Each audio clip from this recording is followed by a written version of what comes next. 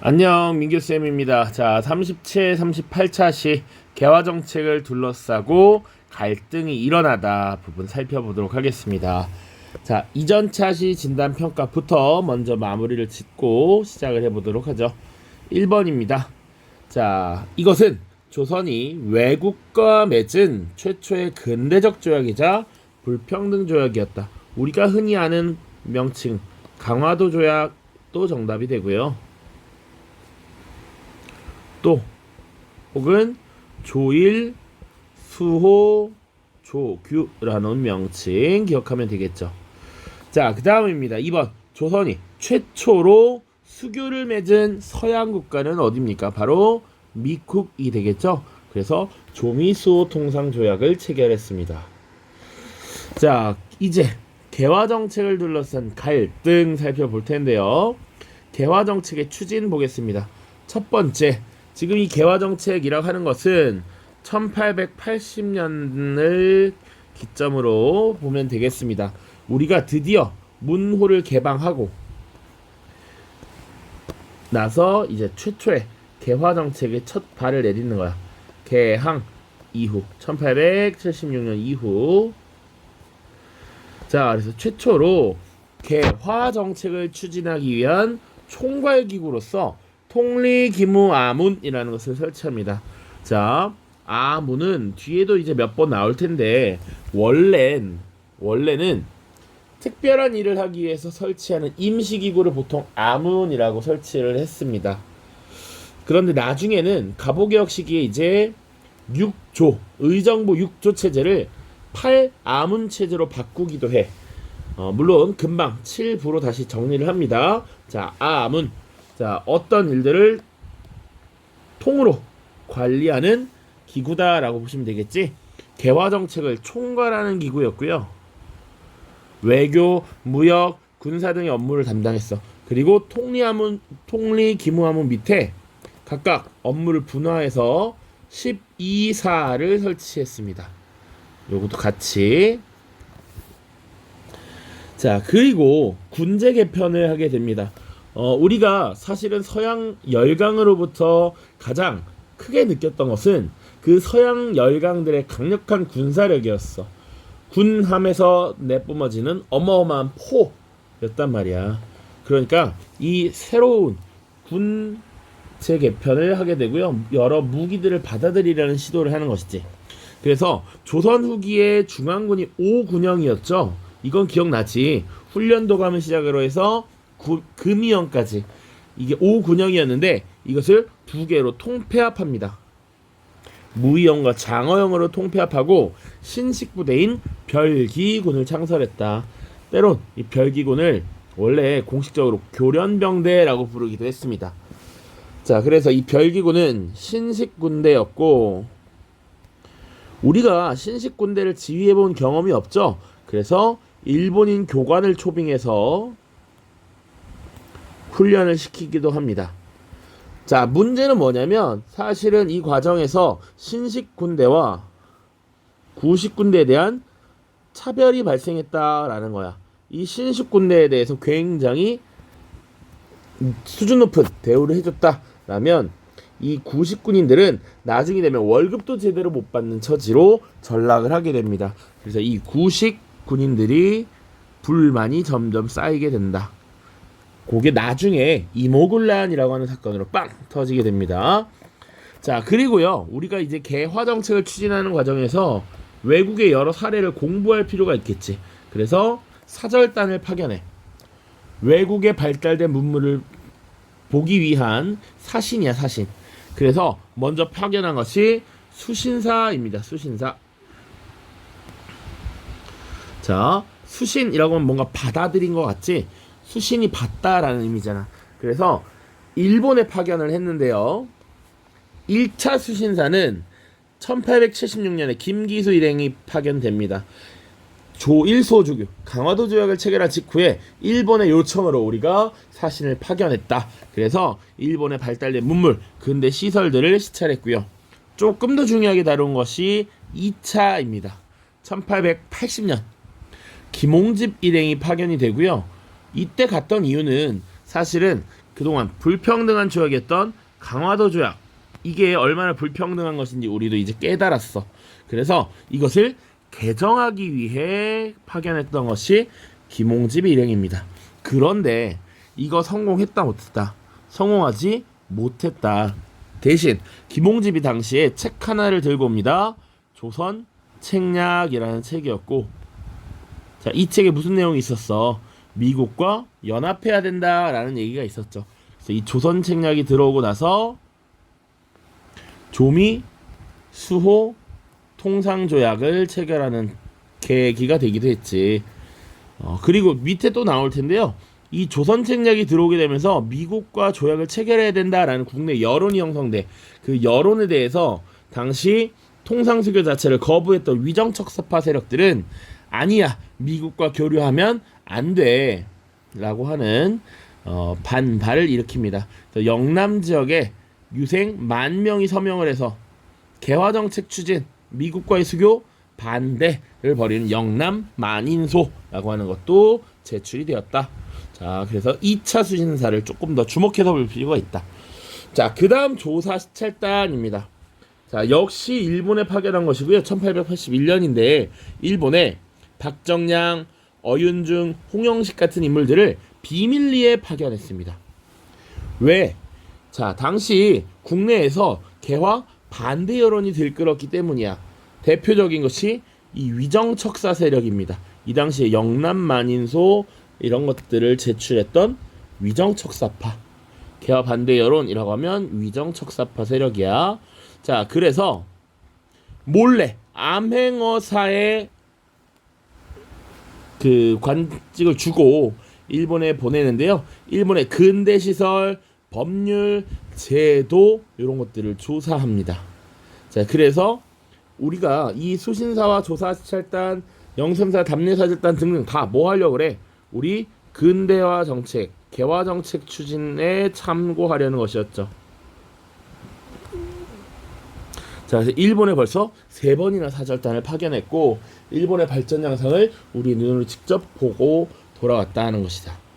자, 그 다음 파견된 거 청나라에 파견된 영선사입니다. 청나라에 파견됐어. 영선사야, 영선사. 자, 청나라도 사실은 영국과 프랑스에 의해서 개항을 하게 되고요. 양무운동이라고 하는 근대화 운동을 펼치면서 나름의 개혁 성과를 보여주고 있어. 그래서 이 당시에 김윤식과 유학생, 기술자들을 파견했고요. 주로 무기, 화약, 기계제조법을 배웠고 신식군대의 훈련 방법도 참관을 해서 배워옵니다. 자, 그래서 당시에 중국 난징 지역에 있는 금릉기기국이라고 하는 것을 보고 왔는데 그것을 모방해서 기기창이라고 하는 근대적 무기제조 공장을 설치합니다.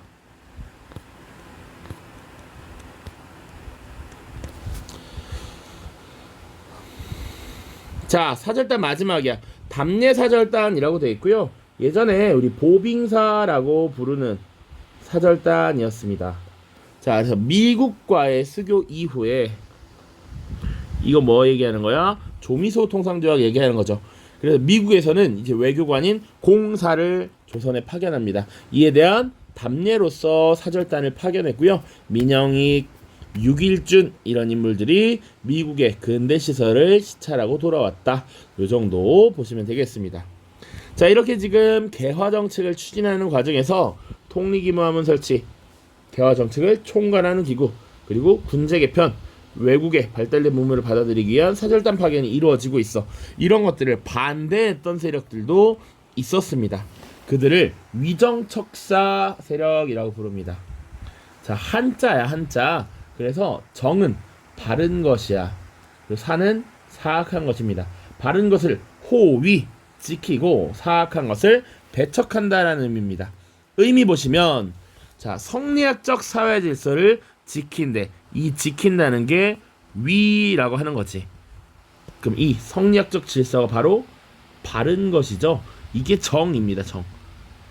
바른 것을 지키고 무엇 이에 성리학 이외의 종교나 사상을 배격하자. 성리학 이외의 사상과 종교, 이것은 다 사악한 것이 되는 것이지, 사악한 것, 배격하자, 배척하자라는 거니까 척이 되겠죠.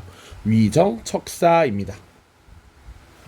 자, 이런 위정척사 운동은 시대별로 조금씩 주장이 서로 다르게 돼요. 왜냐면 처해져 있던 시대적 상황이 달랐기 때문이야. 1860년대 통상 반대를 내걸고 외칩니다. 왜? 1860년대는 아직까지 통상수교를 하기 이전이고 이양선이 출몰해서 통상을 요구할 때니까 이거 하면 안 됩니다 라고 했어. 그리고 이들이 통상을 요구하면 화친을 배척하고 전쟁을 주장했습니다. 이것을 척화주전론이라고 해. 이를 주장했던 대표적인 인물이 이항로라고 하는 인물이 있고요. 기정진이라고 하는 인물도 있습니다. 자, 특히 이항로의 화서집이 우리 교과서 자료로도 나와 있어요. 자, 1870년대는요. 이미 사실은 우리가 이제 개항을 하게 되지. 운요 사건 이후에 조일소 조교 강화도 조약을 체결하잖아. 그래서 일본과 수교를 하게 되는데 일본과 수교를 하면서 항구를 열게 되죠. 그래서 이 개항을 반대했고요. 당시 우리가 이제 수교를 맺게 된 일본 외놈들이나 서양놈들이나 한 몸이다라고 주장을 했어. 자, 이걸 주장했던 인물이 최익현이라는 인물이고요. 이 자신의 주장을 받아들여 줄 것을 강력하게 요구하면서 광화문 앞에 자리를 깔고 도끼를 딱 두고 가서 내 청을, 나의 상소를 들어주시지 않을 거면 차라리 내 목을 치십시오 라고 하는 결기 있는 모습을 보이기도 했습니다. 1870년대고요. 자, 1880년대로 넘어가게 되면 이제 본격적으로 개화정책 추진하지. 아까 봤잖아. 통리기무하문 설치, 사절단 파견 이런 거 했단 말이야. 개화정책, 그리고 미국과 수교를 하려고 하는데 이것을 반대하는 유생 10,000명의 서명이 들어간 상소가 올라옵니다. 이걸 주도했던 인물이 영남의 유생 이만손이었고요. 주로 영남 유생들 10,000명이 서명을 해서 상소를 올렸다라는 게 지금 만인소 1880년대입니다. 조금 뒤에 더 가면 1890년대로 넘어갈 수가 있는데 1890년대에는 사실은 서구 열강도 많이 우리나라의 이권을 침탈해 열강의 이권 침탈이 심화되고요. 일본의 침략이 노골화됩니다. 그래서 이때는 보통 1890년대는 항일 의병 운동이 나타나죠. 항일 의병 운동. 그래서 이 의병 운동은 사실은 1900년대까지 쭉 이어져. 그래서 그 당시 상황에 따라 전기의병, 중기의병, 후기의병으로 나뉩니다. 자, 이런 위정척사 운동은 한계와 의가 있는데, 자, 반외세, 반침략적 민족 운동으로서 1890년대 이후에 항일 의병 운동으로 계승되었다. 그러나 변화하는 사회를 이해하지 못하고 여전히 양반 중심의 성리학적 질서를 고수했다라는 것이 큰 한계라고 볼 수 있겠습니다.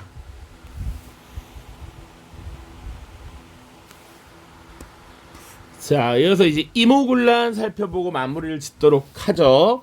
임오군란, 임오년에 일어난 군인들의 반란, 난동이라는 의미입니다. 자, 임오군란 배경을 보시면 정부의 개화 정책과 일본의 경제 침탈에 대한 불만, 그리고 구식군대 군인들에 대한 차별 대우가 직접적 원인이 되죠. 이게 직접적 원인이고, 그 앞에 것들은 왜? 이런 직접적인 배경을 제공한 내용이잖아. 개화 정책을 추진했으니까 구식군인에 대한 차별이 일어났고요. 일본의 경제 침탈이 심화되면서 사실은 쌀값이 폭등했고요. 이후에 서울의 하층민들이 가담하는 이런 모습이 나타나는 것이지. 발단 보시면 당시 구식군인들이 급료가 굉장히 1년치가 밀려 있었어. 그래서 13개월 만에 드디어 월급을 주었는데 그들의 급료로 월급으로 지급된 쌀에 가만히 열어보니까 껍데기인 겨 그리고 모래가 섞여 있다는 거야. 겨우겨우 받았던 이 월급에 이런 게 들어있어. 그러니까 빡칠 수밖에 없지. 그래서 이거 못 살겠다. 들어 엎어버리자 라고 해서 지금 군인들이 최초의 난동을 반란을 벌이게 됩니다. 그래서 전개과정 보시면요, 90군대 군인들이 정부의 고관과 높은 관리들과 별기군의 일본인 교관을 살해합니다. 그리고 일본의 공사관을 습격했고요, 한성 주변에 도시 하층민들이 가담을 하면서 일이 커졌어. 자, 일본 공사관은 또 왜 습격했느냐? 당시 일본인 공사관에서 관리하고 생활하던 일본인 교관 호리모토, 그리고 일본인들이 우리나라에 접근해서 개항하게 되면서 우리의 삶이 이렇게 변화했다라는 불만, 이런 것들이 폭발한 것이죠. 자, 이런 소요 사태를 진압하기 위해서 당시 고종은 황급히 자신의 아버지인 흥선대원군을 불러서 사태 해결을 요청합니다. 자, 이 과정에서 사실은 지금 민씨가 도망가 명성황후 민씨와 그 주변 세력들이 개화 정책을 주도했기 때문에 그들을 붙잡기 위해서 궁궐을 수색하기 시작했고요. 결국 이들이 도망갔습니다. 그 이후에 흥선대원군이 돌아왔고 개화 정책을 중단시켜요. 흥선대원군은 사실 통상수교 거부 정책의 상징이잖아. 이런 개화 정책을 하지 않는 것으로 잘 알려져 있기 때문에 이 분노한 민심을 진정시키는데 이만한 게 없었죠.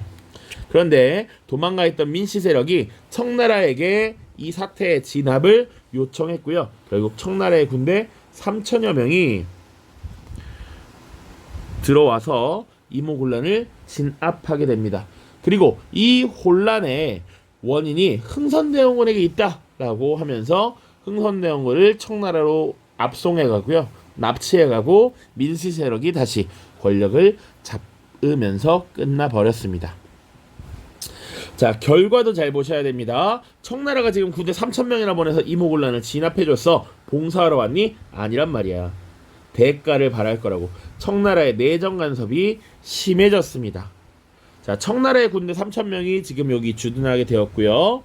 고문을 파견합니다. 이때 파견된 고문이 2명이야. 대표적인 것이 혹은 3명으로 언급하는 경우도 있습니다만 대표적인 것이 재정고문으로서 마젠창, 그리고 외교고문으로서 멜렌도르프. 이 멜렌도르프는 재정 역할도 같이 수행을 합니다. 그리고 군사로는 위안스카이, 원세계라고 하는 인물, 이런 인물들이 고문으로서 파견이 됐고요. 그리고 청나라가 상업적 이득을 취득하는 조청상민 수령 무역 장정을 체결했습니다. 이거 이미 봤는데 청나라 상인의 내지 통상권, 또 그리고 영사재판권, 2가지가 핵심적인 내용이었습니다. 물론 조선이 청나라의 종주국이다, 이런 내용도 여기다가 담아버렸다.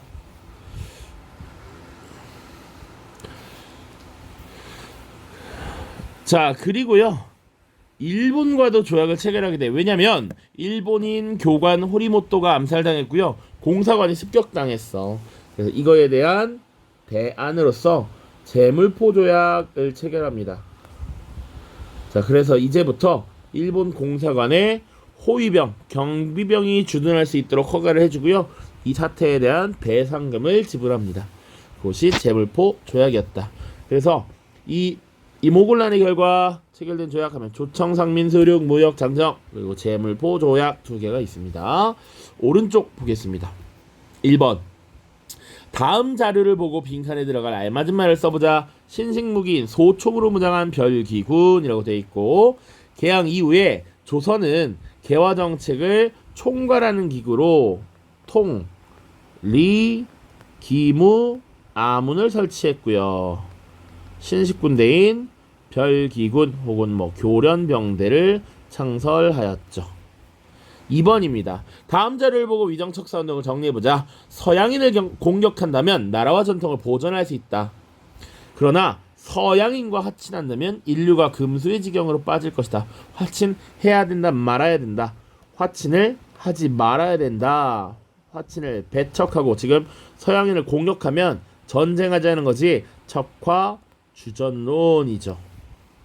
나 저들이 비록 외인들이라고 하나 실은 서양의 적이옵니다. 한 몸입니다. 외놈이나 양놈이나 하나다 일체이다라고 했던 외양일체론이 되겠죠. 강화가 한번 이루어지면 사학의 서적과 천주의 초상화가 교육하는 속에서 들어올 것입니다. 최익현이라고 하는 인물이야. 대표적인 인물까지 같이 나와 있으니까 한번 봐두시고요. 이항로와 최익현입니다. 가는 1860년대에 통상수교에 반대하면서 서양 세력을 물리쳐야 한다는 주장이고, 나는 1870년대에 무엇에 반대하며 강화가 한 번 이루어지면 끝난다라는 거야. 그러니까 강화하지 말고 항구를 여는 것을 반대했죠. 개항 반대. 밑에 나와 있네요. 뭘 주장했습니까? 외놈들과 양놈이 같다라고 하는 외양일체론을 주장했죠. 그러면서 개항에 반대했습니다. 자, 고생 많았고요. 39, 40 차시에서 살펴보도록 하겠습니다. 다음 영상에 만나요.